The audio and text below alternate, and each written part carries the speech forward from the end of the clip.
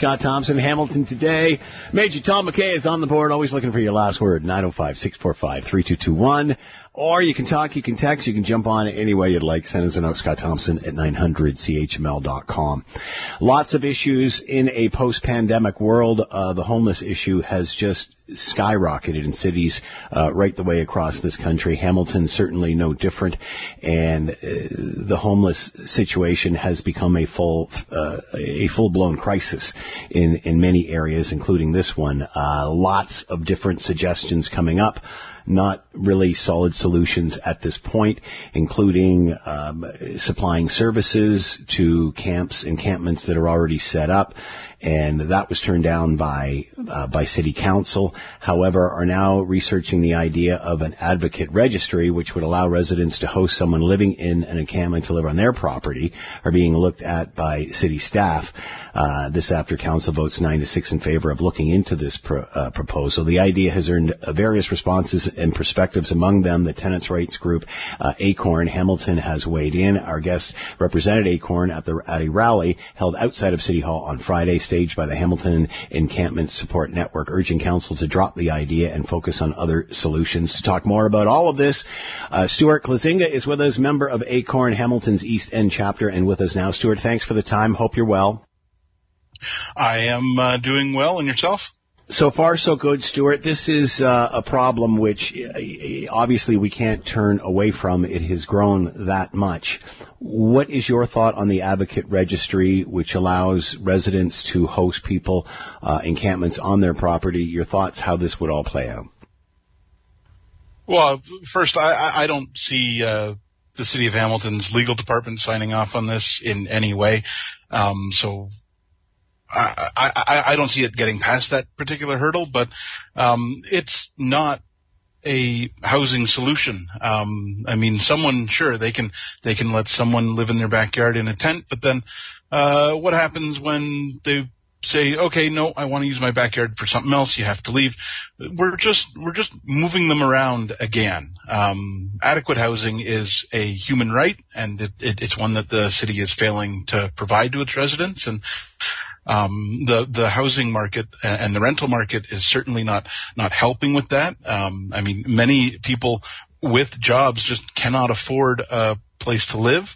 And so housing being a commodity that is essentially traded and bartered for profit is really the root cause of all of this, in my opinion.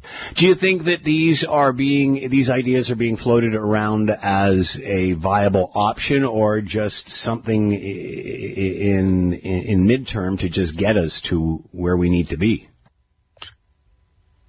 The idea on its own can never be more than a temporary stopgap, a Band-Aid measure, so to speak.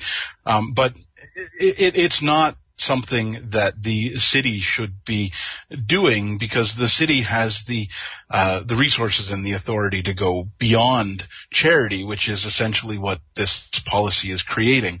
So if there was, say, a church with a large yard that was saying, we are opening our space for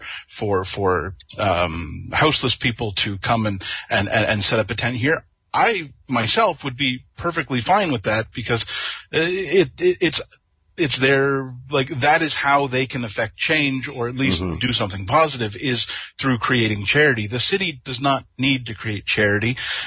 Charities are created because governments fail to act appropriately.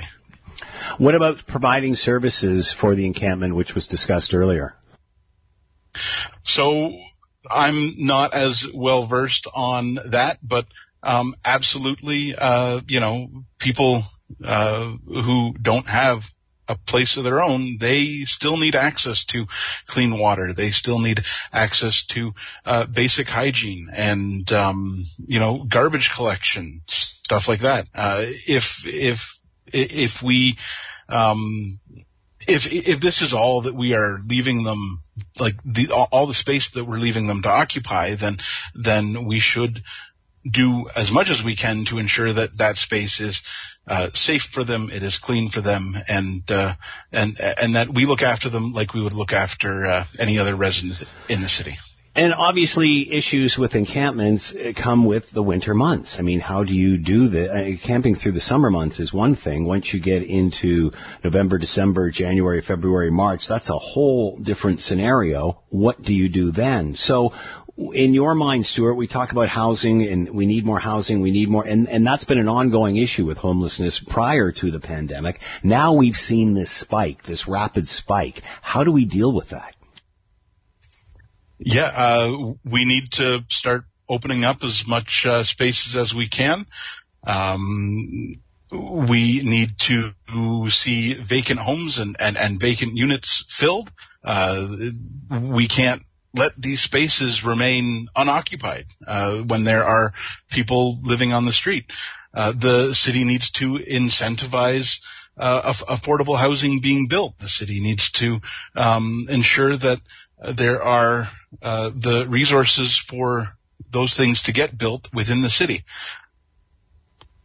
So for you, this is simply build more affordable housing, create more affordable housing spaces rather than temporary Band-Aid solutions that we're seeing.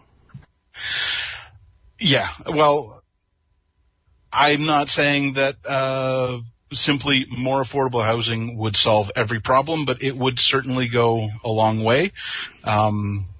Like empty schools, empty office buildings. Yeah. The city has the authority and the resources to ensure that those kinds of spaces can be used as better stopgap Band-Aid measures.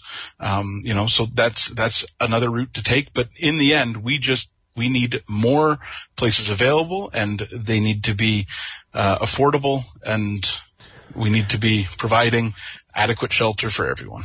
I'm not sure how many vacant buildings there are, Stuart, in the city, but you're talking about things like schools and such, and we certainly know there are a couple of them.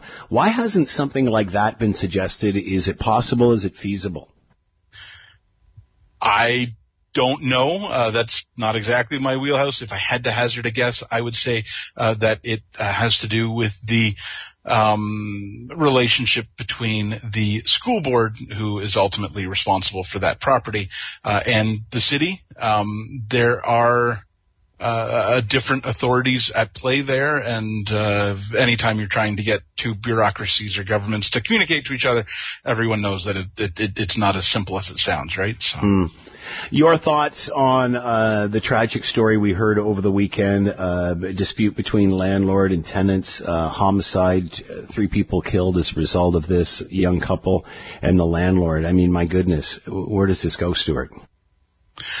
Well, we were certainly shocked when we read the news. We're deeply troubled by this, and tenants facing threats or harassments from their landlords isn't something new, but this is certainly an extreme example. And we're also very disappointed by some of the comments that we're reading online being left by housing commodity speculators, as well as the landlord lobby.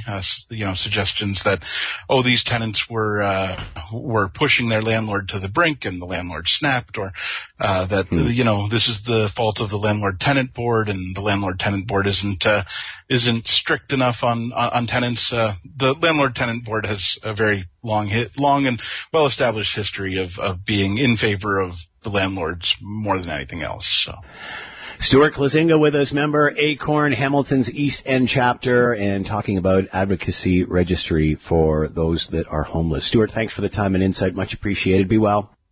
Thank you very much for having me on. Have a great day. 3:45 news.